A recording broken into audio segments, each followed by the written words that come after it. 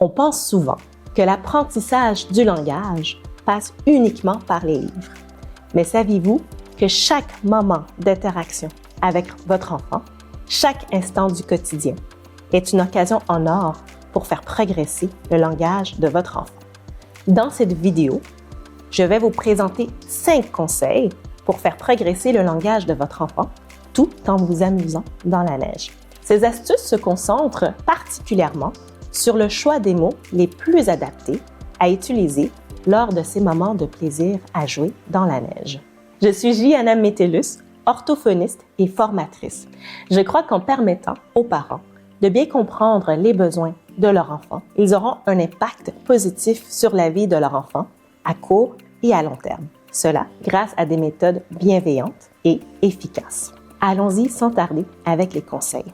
Premier critère, des mots collés à leurs intérêts. Prenez le temps d'observer ce qui intéresse votre enfant, ce qu'il a envie de faire. Est-ce qu'il a envie de faire un bonhomme de neige? Est-ce qu'il a envie de faire de la luge? Est-ce qu'il a envie de glisser sur une colline de neige? Cela va influencer les mots que vous allez présenter à votre enfant.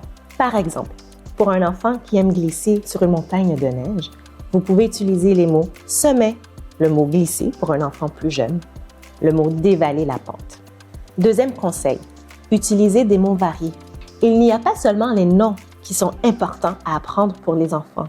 Les verbes, les adjectifs, les adverbes sont des mots qui vont permettre aux enfants de développer leurs phrases et de les rendre plus complexes. Par exemple, vous pouvez utiliser le mot « sétillante » ou « abondamment » comme « il neige abondamment » ou encore le mot « rouler » comme « rouler une boule de neige ». Troisième conseil, utilisez des mots précis, même des mots très précis. Plutôt que d'utiliser des mots génériques comme « tas de neige », vous pouvez utiliser « colline »,« butte »,« banc de neige ». Pour dire qu'il fait froid, vous pourriez être encore plus précis. Vous pouvez dire « il fait un froid glacial ». Quatrième conseil, des mots adaptés à leur niveau. Il faut penser où est rendu l'enfant. Un jeune enfant qui n'exprime pas encore tous ses besoins n'aura pas besoin qu'on lui modèle les mêmes mots qu'un enfant qui a déjà un bon vocabulaire. Par exemple, un jeune enfant ou un enfant qui est rendu à un stade plus précoce dans le développement de son langage, pour lui, on peut penser aux mots froid, rouler, glisser, des verbes plutôt de base. Pour un enfant plus vieux qui a besoin de vocabulaire plus enrichi, on peut penser aux mots sculpture, aux mots abondamment, aux mots accumulation de neige. On peut penser à des mots scientifiques ou des mots qu'on trouve dans des livres. Cinquième conseil, utilisez des mots plus complexes.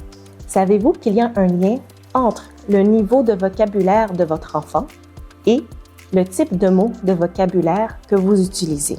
C'est important à savoir et c'est important de comprendre parce qu'un enfant qui a un bagage de vocabulaire plus riche aura une meilleure facilité à apprendre à lire et à écrire.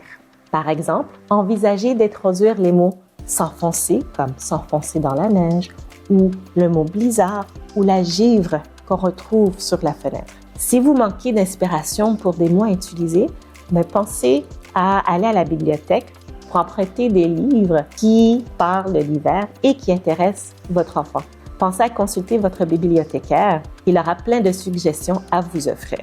Ce que vous pourriez faire, c'est jouer dehors dans la neige et le soir, lire un livre sur la même thématique avec votre enfant.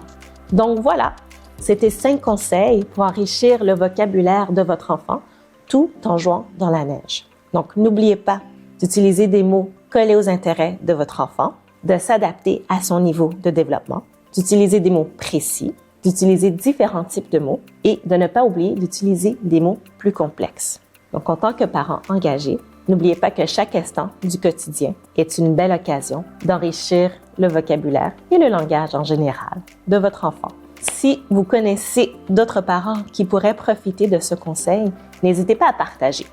L'idée, c'est de faire une différence positive dans la vie du plus d'enfants possible. Pour encore plus de soutien pour améliorer le langage de son enfant dans le quotidien, je vous invite à télécharger le guide « Comment améliorer le langage de son enfant sans frustration ».